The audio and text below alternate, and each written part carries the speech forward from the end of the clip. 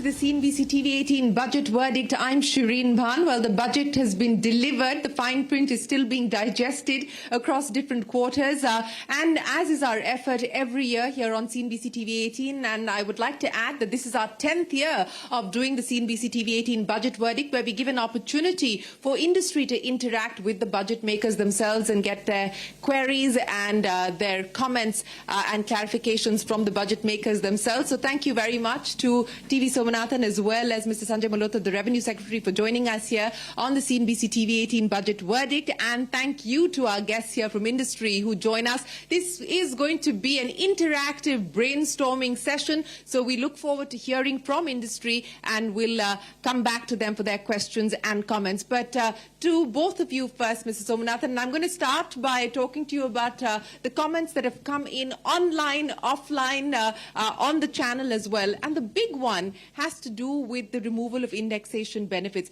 Mr. Somanathan, were you anticipating this kind of a blowback that you have received?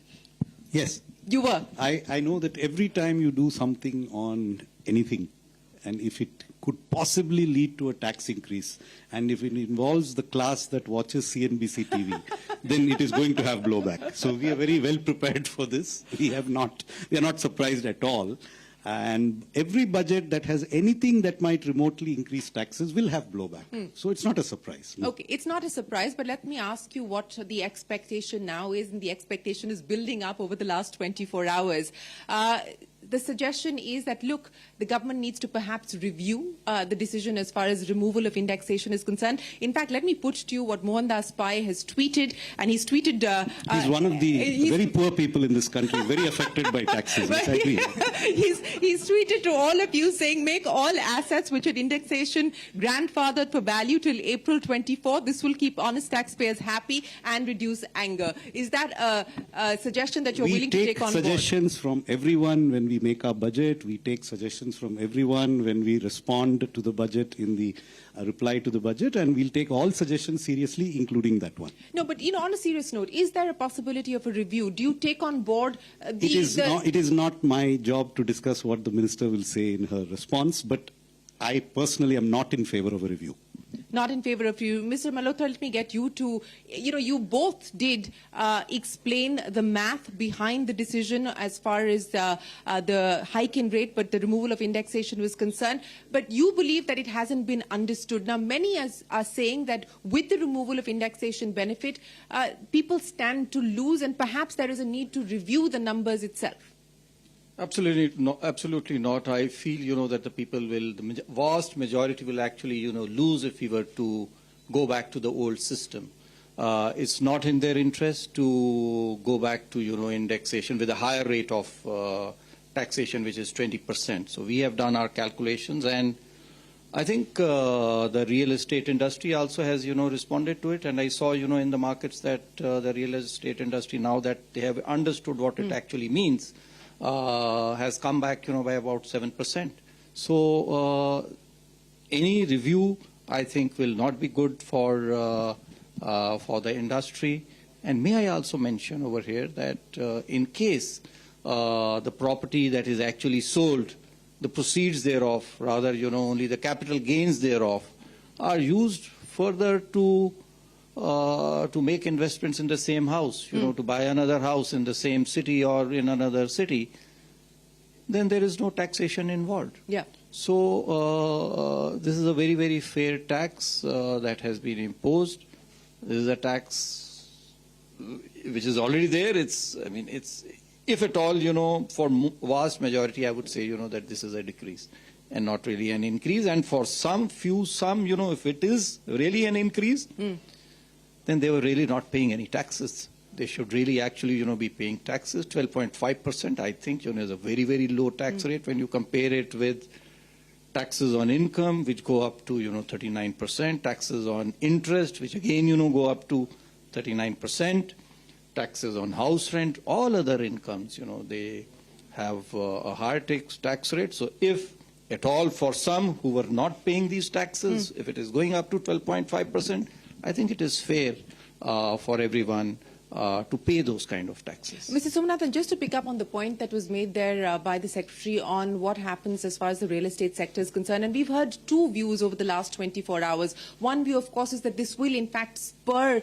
new housing and the pickup as far as new housing is concerned. And, you know, we've already seen an acceleration in the real estate sector, especially post-COVID. The other view is that perhaps the investment value of real estate will now come under question and it could dampen mood and dampen sentiment. How do you read it? See, I think our view is that investments need to be determined by inherent economic considerations, not by tax arbitrage. So if real estate returns are good, then people should continue to invest in real estate. And if the real estate returns are good, then a 12.5% rate is very, very attractive. If investments in real estate are not good, then they should not be invested in. But we would like investment decisions to be made not primarily on tax considerations, and it is a systematic effort that we are making to neutralize as many distortions that arise from tax considerations as possible. And this has been done with things like market-linked debentures, with insurance that is in the name of insurance but is actually a equity investment.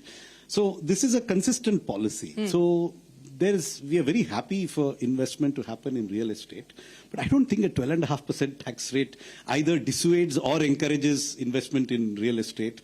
And I think it's a very moderate rate of tax. And as Mr. Malhotra said, for the vast majority of the middle class, we are talking about, houses that you can roll over into another property. I mean, if we are talking about property worth above 10 crores, then that's a different matter. Then there I think 12.5 is a very concessional rate, and one should be very happy if you're selling a more than 10 crore house. But otherwise, you can roll it over into another property. You can roll it over through use of capital gains bonds.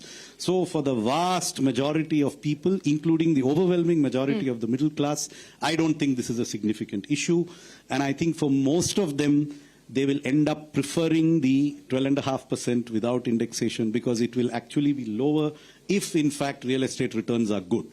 If real estate returns are not good, then it might break even, and there may be a few cases where there's a slightly negative impact. And you said, in your view, there should be no review and no rollback. Certainly. Okay. I will get the industry to comment with their questions and their comments, but there is a question that's come in from a foreign banker, Mr. Somanathan, and it's a clarification more than a question. Do the new LTCG rates and the STCG rates apply to foreign investors in Indian government bonds? Indian government bonds, if they are... so first of all, there is no difference, in the taxation rates for residents and non-residents. If the bonds are actually listed, then there is, which they are. So there is a rate of 12.5% now, and so they will attract a higher tax rate. So no both distinction. For residents and non-residents. Non-residents as well. Rajiv Memani, a question here for either... anyone here yet with a question? Gokul Chaudhary, we'll get the microphone across to you. Go ahead.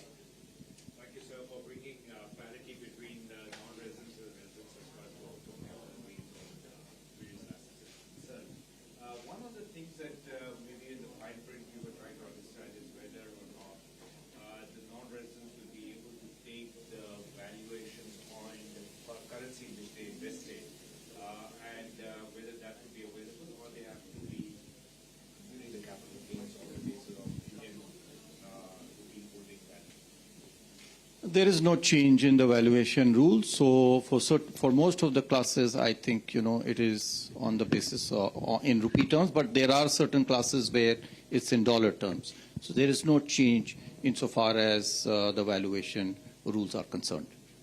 Follow-up question on some of the other changes that have come in, and this has to do with what you've done on buyback. And again, the concern or the criticism is that are you trying to kill buyback as an instrument? Mr. Somanathan, we are trying to kill buyback as an instrument of tax avoidance. We are not trying to kill buyback. But with the tax moving to the hands of the recipient, in effect, does it not make the buyback no longer an Buyback option? may still be relevant as a capital structuring decision for a company. but it is maybe no longer relevant as a means of avoiding taxation for the promoters. You know, yesterday when we spoke, Mr. Somnathan, you said that you're already getting significant revenue on account of LTCG. So if I were to ask you, between LTCG as well as STCG, what is the kind of revenue mobilization? Both you, Mr. Malhotra, and Mr. Somnathan, what is the expectation? What is the headroom for growth, both on account of the LTCG change as well as the STCG change, which is significantly higher? No, so first of all, your question on buyback tax, as already mentioned, it is also, let's remember that it is equitas. It was like, Peter paying for Paul. So those who were in nil tax bracket or in lower tax rates, they were paying 20% tax rate, less than 20% if they are in 10%, 15% also. Now we have a rate of 15%, some of them nil. Why should they be paying taxes for those who should actually be paying taxes at 39%? So this is one of the primary considerations why we have, as we did with dividend some time ago, we did not do this. It should have perhaps been done earlier when we removed the dividend taxation from the hands of the company to that of the shareholders. But still,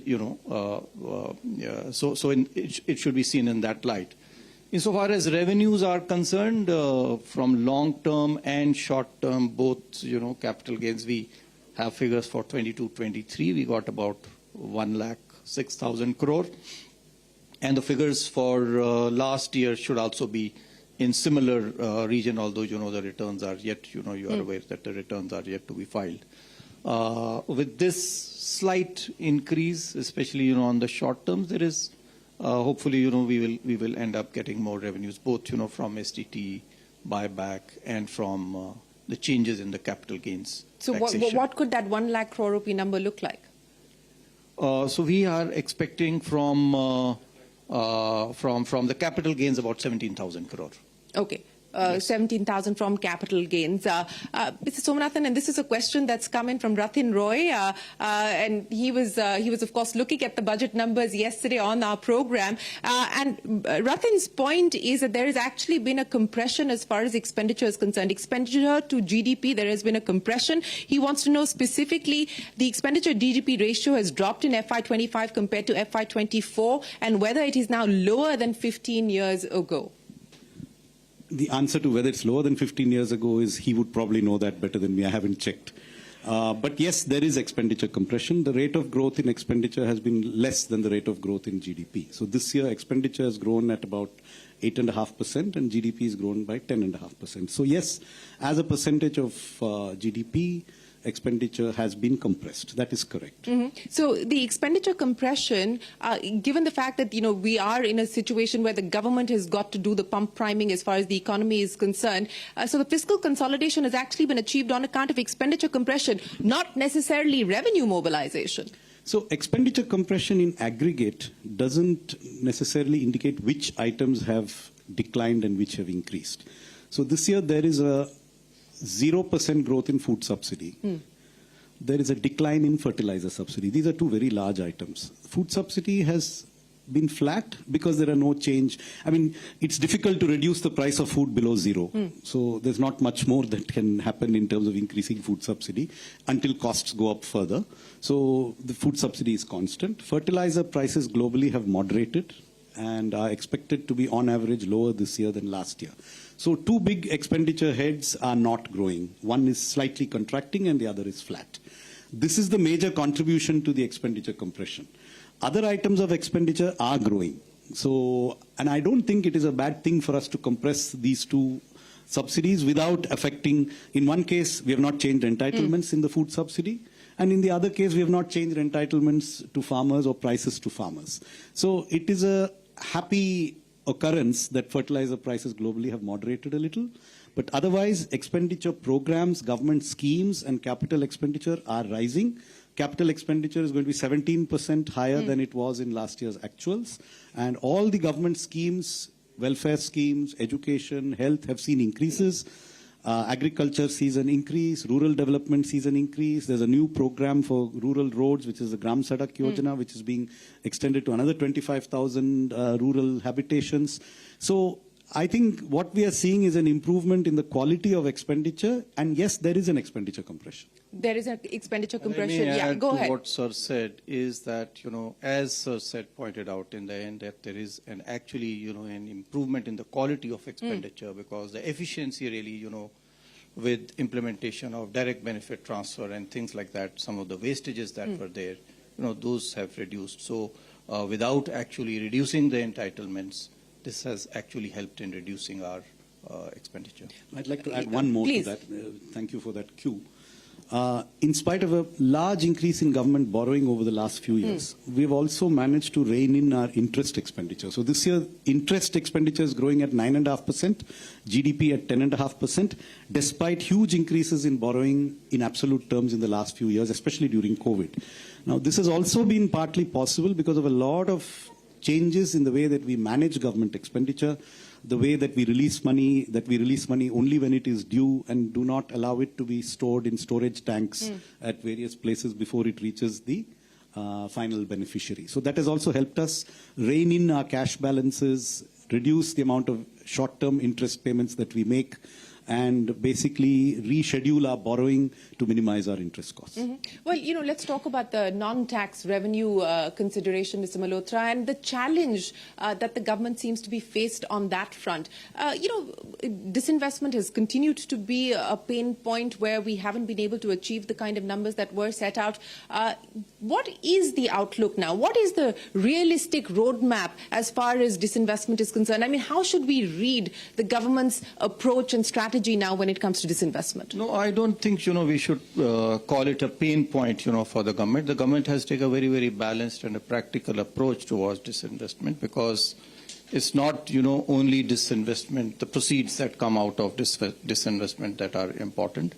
We need to calibrate it because if we are going to keep on, disinvesting year after year after year, we are going to erode value and we are not going to get, the correct value for our investments. So it's important that, we have a calibrated approach towards it, and you have seen this, and Secretary Deepam is actually, the right person you should be asking this question to. However, having heard him... He's not here, but we heard him yesterday. Having heard him, Yes. so many times, Yeah. I can speak, on his behalf, that that a lot of, value creation has happened over the years, over the last couple of years, especially, once, we have calibrated this selling of government investments. And we, as well as, the public, will reap the benefits thereof in the years to come. No, I get that. I mean, for companies, for instance, we were speaking with Minister Hardeep Puri, and he said it here on CNBC TV 18 that BPCL, for instance, is off the block, and that's because it is doing well, and why should we divest a profit-making, solid company at this point in time? But for a company like BSNL, and, that's part of your CapEx budget as well, where you have put in a substantial amount of money, losses amounting to in excess of 43,000 crore rupees over the last 5 years. I mean, what is the approach now on things like MTNL, on companies like BSNL, Mr. Somnathan? So on BSNL, first, I think if you're looking at, so there are two parts to it. Why do we run BSNL? I'll come to that. But if you're looking at raising revenues by selling BSNL, I think if you sell a company with a negative net worth, you're not likely to raise much. No, fair enough. But the argument for Air India was the same, that we don't want to keep putting good money into bad. BSNL exists to fulfill a need which others will not fulfill. Please understand that we're doing this in Delhi and our viewers are probably in Bombay and Bangalore. From the names that you quoted earlier. But this country runs in other places too, like Chhattisgarh, the Northeast, Jammu and Kashmir. There are places where BSNL is the only cell phone signal you will get, let me tell you. And there are places where only BSNL has a good signal. And these are many parts of the country, because these are parts of the country where the private telecom industry doesn't see enough attraction to actually build up a network. So this is the truth. There are parts of the country where we still need a publicly run telecom network, whether it's fixed line, broadband, or cell. And so we are not yet at the point where we don't need a BSNL. So let's understand there is a universal service obligation. Yeah. The government wants universal service. We want it in remote villages in the Northeast. We want it in the remote parts of Ladakh. We want it in the remote parts of the Kashmir Valley. And we want it in the left-wing extremist affected parts of Chhattisgarh. BSNL is present, and BSNL needs to be present. So they still have a case to operate. And the other thing is we have also made BSNL a crucible for the first indigenous advanced telecom technology in 4G, which has been developed indigenously through CDOT. So there is a necessity for BSNL. We are using that necessity also as an opportunity to help us build indigenous telecom technology, which very few countries possess.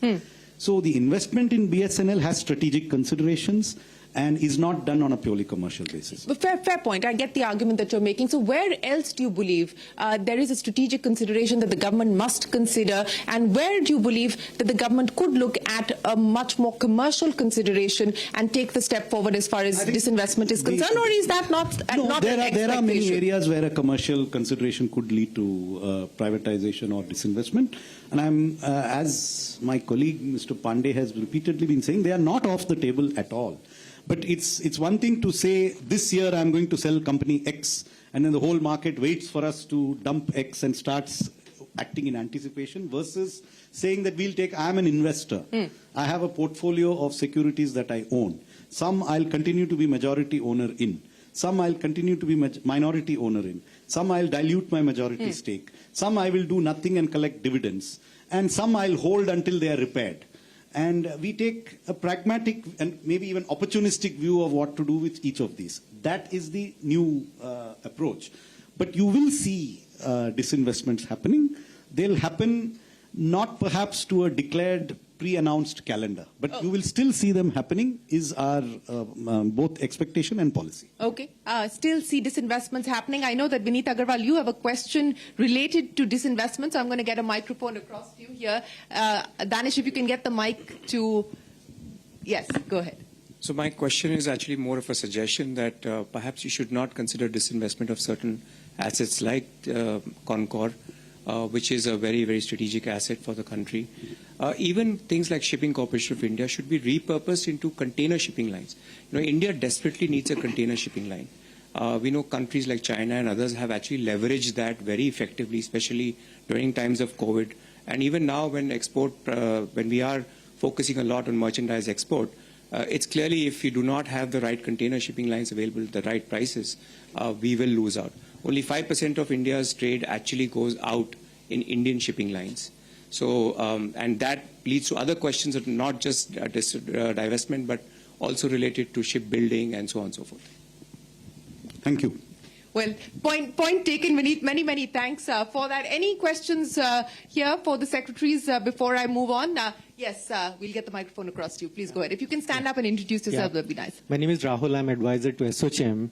And this is a question regarding, again, in this finance bill or the budget, we saw increase of the additional TDS and TCS. And the question here is that after the GST implementation, the information on the transactions is very extensively available in the government system. And if you look at the industry, you ask any business today, they invest far more effort and money in dealing with the TDS matters than they do even in their own tax affairs management.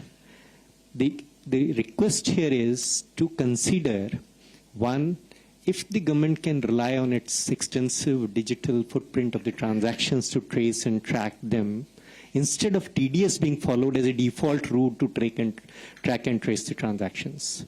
That's one. Until such time that happens, at least consolidate it all. So today you found that the 5% range of TDS was reduced to 2% rate, but that doesn't reduce the compliance at all. Right? Because instead of 5%, you'll now deduct 2%. You will still file as many returns, as many certificates, everything you'll do. The idea is that if you can come up with 2 rates or 3 rates and consolidate them, that these are the only 2-3 returns instead of 16 odd that are there in the Income Tax Act, that would ease and really mean ease of compliance in terms of what businesses are dealing with. Thank you so much. Is this likely, Mr. Malhotra, to be part of that overhaul that the Finance Minister spoke of in the next 6 months? Yes, certainly. So as mentioned by the Finance Minister, and as also announced and which will be implemented now, through the finance bill. This is only, a curtain raiser because there was a request, that we should reduce the number of rates. And so I suppose, that should be welcome. The number of rates reduction, helps in reduction in disputes relating to classification, etc. So that was one ask which has been met. In terms of whether the number of rates can be further reduced and the compliance burden can actually be reduced, because there are today, I think a number of sections. So perhaps, for those different sections, different returns are perhaps required to be furnished. Well, certainly, that is certainly, something on the cards, and we should certainly be looking at it. It has been our effort to reduce, the compliance burden for the industry. And in line with that thought, certainly we'll be looking at that. In terms of, increasing the spread of the TDS and TCS, I think there are primarily, some two proposals, one relating to TCS, where luxury goods costing more than 10 lakh rupees, they will attract a TCS of 1%. Yeah. And similarly, there is a TDS on the partner's salary. These are more of, rationalization exercises, especially the one on salaries, because other salaries are actually attracting a TDS. So while it is a tracing and tracking mechanism, these are also mechanisms, let's remember, for collecting taxes. It's not only a tracing and tracking mechanism. Today, we are collecting about almost 50% of revenues. In fact, more than 51% of revenues are through the TDS. And so it is in line with that thought. Yes, the other suggestion, that use it only as a trace and track mechanism, I think that is ideal, but I think, we are many years, away from it. It will take some time for us to actually, be using this only as a tracing and tracking mechanism. I think what we should really be attempting is to be taxing the income as, it is accruing, as it is being earned. So TDS, serves that purpose. Okay. Yes, and I may mention, thank you, sir, for pointing that out. You're mentioning the burden on compliance. I just wanted to mention that. Yeah, because you mentioned the burden about compliance. So we were very cognizant, of some of the cases of prosecution that have been taken up by the department, and the notices, that are issued for prosecution. We have decriminalized, as you would have noticed in the budget, delays in payment of TDS that is collected till the time of filing of the statement for TDS. And we are also going to issue an SOP along with, guidelines for compounding with regard to TDS and other offences as well. Just want to add one thing, yes. and I'm please don't take this as trying to contradict what you said. In principle, we are fully in agreement with you to have as few rates of TDS as possible, as simple a system as possible, as few sections, as few returns, no question. However, please realize when you ask for fewer rates, this is exactly what we were asked on capital gains. We were told there is a 10%, there is a 15%, there is a 20% with indexation, there is something without indexation, so many different sections. I have to fill one part of the form for LTCG for listed, I have to fill another part for unlisted, I have to fill one part with index, I have to check the index, what was the index in 2001, what is the index in 2021, and it's not exactly the same as CPI. It's so much burden. Why don't you just simplify this whole thing? So we have tried it. So be careful what you wish for. Is that the message? No, I'm saying that, no, I'm repeating what I said yesterday. Simplification is not simple. Simplification is complicated.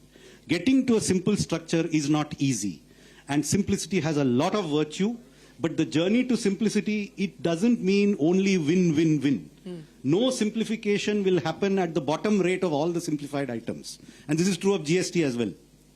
Well, I'll get to GST in just a second, but Shubhakant, do you have a question here for the secretaries before I get to GST and other issues? Ashmit, the microphone, please. First, let me take a minute to congratulate you and through you, the Honorable Finance Minister, on a budget which I think is growth-oriented. It has an a strong element of continuity, inclusivity, and I think the focus on the fiscal glide path gives it a lot of credibility. So all of this coming together, I think, is a great thing. Being from the manufacturing sector myself, I'm particularly happy to see the focus over the last several years and a reiteration of that in this budget about promoting domestic manufacturing and export competitiveness. And speaking on behalf of FICCI, again, thank you for including many of the suggestions that we have made. I think they found their place in this budget. One of the points we have talked about consistently at FICCI is about green taxonomy, and there was a reference to that in the Honorable Finance Minister's speech. So I just wanted to ask if it's possible to elaborate on that a little bit more as to what is the thinking, and more importantly, the timeline, because this is something, given the importance attached to energy transition and how well we have done as a country in that regard. I think putting this together in place sooner rather than later is important. So just a thought process on what the thought process is like, and sort of a hint about the timeline. Thank you. You're catching me in a zone of ignorance in terms of this. I'm not very well informed on the proposed green taxonomy. I know that the intention is that we need a taxonomy so that financing can be directed towards those parts of our economy, those parts of our activities that are green. So what is green, what is not green? What qualifies for green financing, what doesn't? What qualifies for certain benefits and doesn't? So we need some consistency, because what is green to you may be black to me, and so on. So the aim is to provide a consistent taxonomy and not necessarily rely on international models. Look at what is relevant to India, because India has a lot of knowledge and a lot of experience, and we, even as our Prime Minister keeps saying, Indian lifestyles are often greener than international lifestyles per se, for various cultural, historical and other reasons. So we need our own taxonomy, but beyond that, how long will it take to evaluate? What parameters would it have? I confess that the person who could give you a better answer is not in this session, which is my colleague, Mr. Ajay Seth. And I've told you what I know about it. And we did ask Mr. Seth exactly that question yesterday. But Mr. Somnathan, things like green taxonomy, as you pointed out, a work in progress, but many other thrust areas pointed out by the Finance Minister, including the financial sector overhaul, reform roadmap that she also spoke of. Could you give us some indication of what that entails? What are we talking about? What kind of timelines are we looking at? Because many of those thrust areas, still require the nuts and bolts and the fleshing out. The timeline is not something that we are specifying now, and it's not necessarily something that will come before February the 1st. I mean, I would say that for the financial sector vision, the target date is not February 1, 2025. So we shouldn't be ready for it in because the budget. it's a big exercise in terms of what should India's financial sector look like for a developed India by 2047. And what changes would you want in which sectors? Banking, financial markets, insurance, pensions. So the whole range of financial services. And what would you envisage in each of them? What regulatory changes might be required? It's a vision document that is being thought about. And so what would that vision be, and how do you get to that vision? What would it require from the government? What would it require from regulators? So these are the kinds of things that will find a place in that vision document. Okay. But it will take some time, because it will need consultation, not just within the government, not just with regulators, but obviously with the financial sector participants, market participants. So it will be an elaborate exercise. It will take some time. And it's something that we're using to prepare for the next quarter century, not for the next year. Okay, so don't expect anything over the next 6, 8, perhaps even longer than that. That's the indication coming in from you. Since we are talking about the financial sector, Mr. Somnathan, and we have more questions here, but let me also throw in a question as far as what we are currently seeing. And you talked about the distortion with respect to savings, and some of the measures that were announced were on account of being able to correct that or avert any possible accidents as well. If you could broadly explain to us, what is the concern at this point in time, if any, that North Block has with the distortions that you spoke of, especially as far as the savings side is concerned on the deposit mobilization by banks? Is there a concern, considering that they are facing a challenge there? And how do you believe that should be addressed at this point in time? Is there a role for the regulator and for the government? That's a very comprehensive question, to which I will give you a less comprehensive answer. I mean, what I will say is that, so Are there concerns? Well, you saw some points of view expressed in the economic survey about, particularly on the issue of speculation and so on. So yes, but are they to be addressed through taxation measures or taxation measures alone? No. So is there a role for regulators there? Of course, yes. When it comes to speculation, every market, markets need speculators. A liquid market, whether it's in shares, commodities, derivatives, needs speculation. Speculation is the lubricating oil that keeps the market, running smoothly. But where does it go too far in terms of being, the tail beginning to wag the dog and so on? Are we there? That's not something that let me put it this way. In regard to the stock market, the ratio of futures and options trading to the volumes on the cash market in India is unprecedented globally and historically. It's unprecedented historically in India and unprecedented globally in terms of all other well-developed financial markets. So that's if that is the case, I would say prima facie there is some room for concern. What the government would obviously want to encourage is investment. Now, investment in the stock market is investment, but speculation in the stock market, not necessarily bad, but is not investment. So some of the changes that were made or proposed yesterday on taxation, such as a higher rate on short-term capital gains, such as a higher transaction tax on futures and options, are sort of mild steps to nudge people in the right direction, but will they suffice? I don't think so. Ultimately, these things will respond more to regulatory action than to tax changes. But if something is happening which I don't think is a very good thing, then surely I should at least collect taxes from it, like we collected from tobacco and horse racing and gambling or whatever. We shouldn't let it go untaxed at the very least. So that's what we have done. Now, coming to things like fixed deposits, again, we are trying to eliminate tax-based distortions between asset classes. So, again, even if you look at the issue of indexation, shouldn't there be indexation of fixed deposits if there's indexation of property? So, the point is we cannot look at asset classes in isolation. There is a historic background. Some things have got indexation, some things have not. But that's not necessarily meaning that the existing structure is the perfect one. And if there is a tax-induced move away from fixed deposits, then we don't want that to happen. We are not saying invest in fixed deposits, but we're saying don't discourage people from fixed deposits just because it's adversely treated by taxes. So that is part of the philosophy in which some of these changes have been done. Okay, Swaroop, you had a question as well. We'll get the microphone across to you. My name is Swaroop Mohanty. I represent Mirae Asset in India. First of all, must compliment the intervention in IFSC in the form of the incentives given. Will really enhance our footprint there. We have big plans there. Secondly, sir, as a Korean investor or a global investor, increase of taxation is never an issue. The consistency of taxation is the issue. So since this is the beginning of the term, is it fair to conclude that this will be a pegged rate for some time to come now that we've made 12.5 universal across, which is a fantastic thing to do. And we completely echo your sentiments on F&O. There's no doubt and debate on that. But can we fairly, since it's the beginning, kind of look at consistency of this going forward? Because that's very important.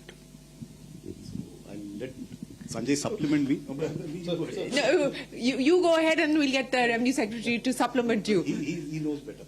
No, see, I mean, this is always, we cannot, predict what the future is. So, what the finance minister of tomorrow, for next year is going to announce is something, I would certainly not, like to comment on. This is this increase again, as I said, it's a very, very marginal increase. You all agree with that, just a 2.5% increase. And it also, by the way, the question, that you asked on savings and fixed deposits, it again slightly, improves, decreases that difference, that arbitrage between fixed deposits and capital gains. What the future holds, insofar as rates are concerned, as far as my understanding goes, there cannot be a certainty. What we can actually make certain for you is that there is no, retrospectivity. There is no retrospective taxation. And that we have been very conscious about when we make our tax laws. But Mr. Somanathan, yesterday when I asked you this question... I'll give you Yeah. my answer, my own answer to that. And he's right. He's giving you the correct answer. My own answer is, as of now, I do not see a prospect of this being changed in the near future. I think if there was an intention to go further, it would have happened now. And it is certainly not the intention right now to go any further on this.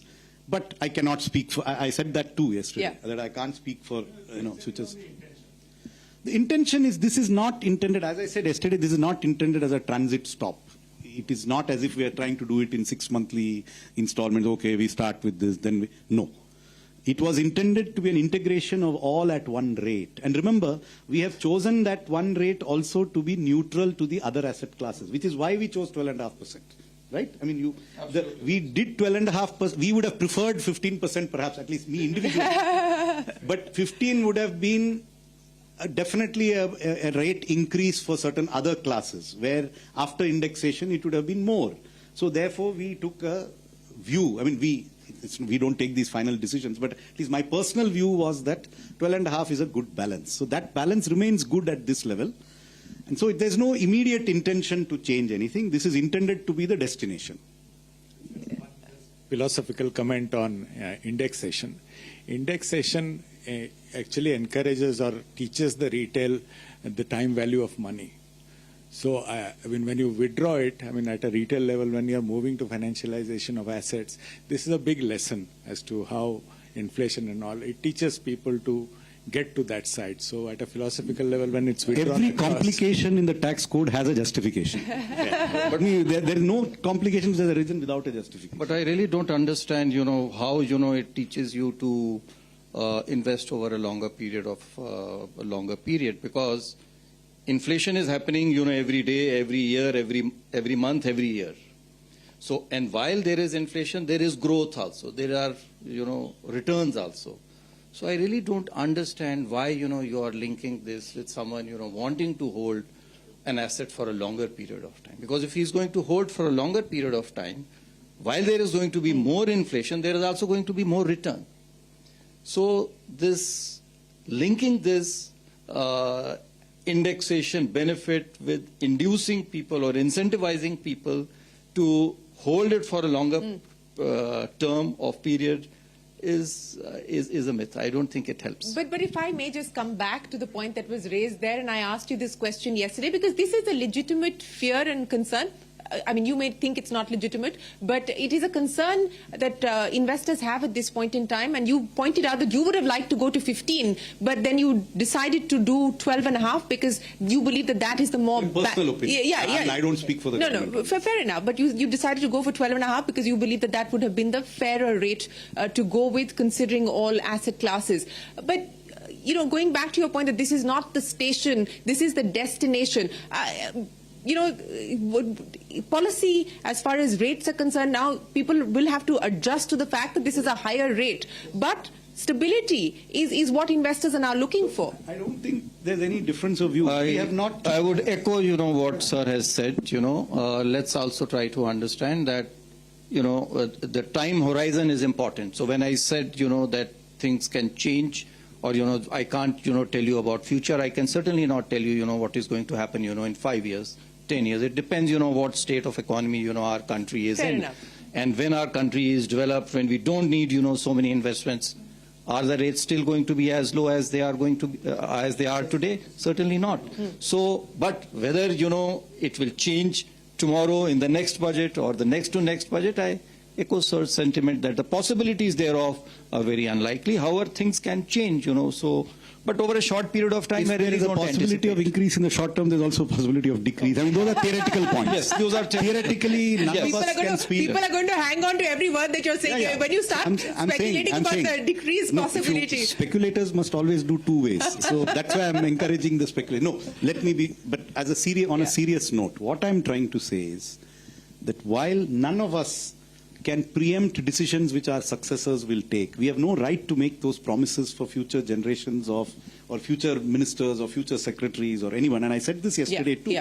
We have no such right. I mean, I don't own this. I'm not the proprietor of a company. I'm a secretary of a government department. And government has a right to make policy and to change policy. Policies can change for various reasons. Fair point. It is not desirable to change them retrospectively, though it's legally possible. But we have at least taken a very strong view that we'll do nothing retrospective, as he said. But it is not our current intention to make any further changes in these rates. This I can say emphatically. And I think that is an emphatic message that's come out. Rahul, I'll come back to you. Okay. Okay, go ahead. Go ahead. Sir, I just want to say this, that the rates on the capital transactions on stock market and other financial assets are certainly much less as of today compared to the rates on ordinary income as applicable rates, right? From a policy perspective, when we look at this and compare it globally, whether there is such a differentiation in the rate for the capital market versus other securities, etc., or financial assets is, you find a mixed example. Very few you find there is a difference too much between the ordinary income and this. So from a policy perspective, what do you think is the justification for a lower rate on passive income, so to say, in financial market and assets? So I'll give you an economist perspective and he can supplement that. Globally, it's not universal, but globally capital gains, especially on market securities, tend to be taxed lower than ordinary income. And there is a very practical logic to it, which is that capital gains, I'm giving a theoretical, conceptual answer. Capital gains tend to occur intermittently in lumps. That is, unlike interest or dividends, they don't arise every quarter, every half year, every year. You hold a share for 10 years, you sell it. Or you hold it for 3 years, you sell it. You suddenly get an amount of income in 1 year. Since we all have progressive tax systems, it can throw you into a much higher bracket in the year. Now you can say I can give you marginal relief, but that's all very complicated. So if you are thrown into a higher slab, is it fair that you actually earned it over 10 years, but this year it's putting you in the 39% tax bracket, even though normally you are in the 20% tax bracket? Therefore, as a simplification, I'm not saying it's universal, but globally there is a lower rate on capital gains because of the nature of the income being lumpy. It is sometimes argued that it's because people are taking risks in the stock market, as if the MSME investor is not taking risks when he starts a partnership firm and pays 39% on his partnership income. So risks are taken by a lot of people, apart from market risks. But there is a logic for a lower rate. Now, how is this logic applied? In some countries, it's applied as a fraction of the normal. So Canada used to tax capital gains till this budget at 50% of the ordinary rate. So if you takes the capital gain, adds it, 50% of your income is capital gain. They moved it to 66% this year in the April budget in Canada.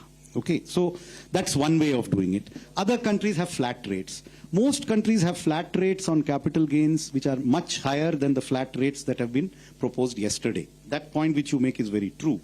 And a vast differential is not justified. It is something where a differential is justified, but it's not justified to have too much of a differential because it is another form of income along with interest, dividend, etc., etc. Then often I get this question, oh, you know what, I'm paying securities transaction tax, I am paying capital gains tax, I am paying dividend tax, so I'm being taxed in so many places. It is an unfortunate fact that the world's most developed capital markets, US, UK, wherever, they also have both capital gains tax and dividend tax. They also have both corporation tax on the corporation and tax in the hands of the dividend earner. They have double taxation of dividends. They have taxation of all of these things. This is the way the world has evolved because different parts of it have different justifications. So in a realistic world, all of them are likely to continue. We are not likely to be an exception as we become a developed country, and our rates are not very high by international standards. This is my sort of theoretical answer. No, sir, you have summed it up very well. Just one small point to add, and that is the rates also depend on, the investment needs of the country. So the developed countries, may have a higher rate, of capital gains taxation because, they may need lower investments in equity, and developing countries, typically will have a lower rate of capital gains. It depends on, the needs of each country. We are at the end of our time, but let me ask you, sir, as far as CapEx is concerned, and you told us about the almost 17% hike as far as CapEx is concerned at 11.1 lakh crore rupees. Do you believe that in the next 6 months you are going to be able to utilize, what has been provisioned for? The provision is based on what we would like departments to achieve and what I think would be a good level of investment that would be good for the economy in terms of growth. Will all of them be able to achieve all the amounts that have been allocated to them? I'm not certain. We had a similar challenge last year when the budget was 10 lakh crores. We ended up spending 9.49, 95% of what we had budgeted for. But it would not be wise of us to allocate less, because if you allocate less, then there's a vicious circle that they would spend even less than that. Because in the government system, there's an asymmetry. They cannot spend more than what is allocated. So if you allocate less, they will plan to spend that and then perhaps slightly in some cases fall short of it. So honest answer, I think 11.11 is possible, but it is very likely that we'll get to 95+% of that. Okay. One final question then, as far as the employment-related schemes that the budget announced. And I want to ask you this just in the context of the internship program, because again, questions on the execution side, which are real, because as you pointed out, these are complex issues. Now, if you look at the Nifty 100 companies, for instance, the average number that they hire is about 51,000 people. So going by what the plan is, they will need to hire one intern per 17 Let me make employees. it clear. Let me. They're not expected to hire any of these people. No, sorry. They're not expected to hire even one of these people. One intern per 17 How many employees. toilets do they construct? How many rural clinics do they build? How many rural taps are they installing through CSR? That is the more relevant indicator. Let's be very clear. None of them is expected to pay any of these people from their bottom line or from their payroll. But from the CSR It is fund. purely from the CSR perspective, and they are expected to do this. So we have done some preliminary, as you said, absolutely true. The details need to be worked out. Absolutely true that it is new. Anything new is a design challenge. There are a number of design challenges that we'll have to confront in this. But let me say also that in all our interactions with CII, FICCI, ASSOCHAM, PhD, CCI, they have been very forthcoming on the issue of skills. They've actually been very proactive and saying, we want to collaborate on this. Let me say one thing. So in the CSR space, a lot of companies, well-intentioned, Companies Act requires them to set aside this 2%. They are setting it aside. What do they do with it? It's not their core business to do, social schemes so some of them try to build toilets because that's a national priority. Some of them try to set up a clinic. Somebody does some, rural skilling program. Somebody does some drip irrigation. They're struggling to find out what to do. Now, these are the things, many of the things that they are doing are things where the state governments and central government are also active. There is no unique comparative advantage for the private sector in those things. They can do it. We can do it. Perhaps even state governments can do it better. But if you come to skilling, it is not something which the state government or central government can do. We cannot actually skill these people in the trades and in the occupations that the private sector is engaged in, because we are not engaged in those occupations. If it was a school, all we have to do is recruit a teacher and teach them the alphabet, teach them literature, teach them mathematics. Right. How do you teach somebody to do something which is actually a practical industrial or service sector skill? So the private sector has a unique advantage in this case of being able to skill. We can put resources, we don't know how to do it. We can't do it. So the intention behind this scheme, design is a challenge, is that we will provide the bulk of the resources for the stipend, for the transport of the person to the site. Take your CSR money, not your, nothing from your bottom line. Reorient your CSR towards a national skilling initiative on a voluntary basis. Again, there's no compulsion. It's an appeal that will be made. And if you can, please skill as many people as you can. And the Ministry of Corporate Affairs will work with the companies to say, this is we have calculated, I don't know whether I mentioned this yesterday, of the total CSR expenditure of 26,000 crores in the last full year for which I have seen the data. 12,000 crores comes from only 100 companies. Correct. And 2/3 comes from just about 500 companies. So we are saying this is a small universe in terms of administration. There are about 500 companies.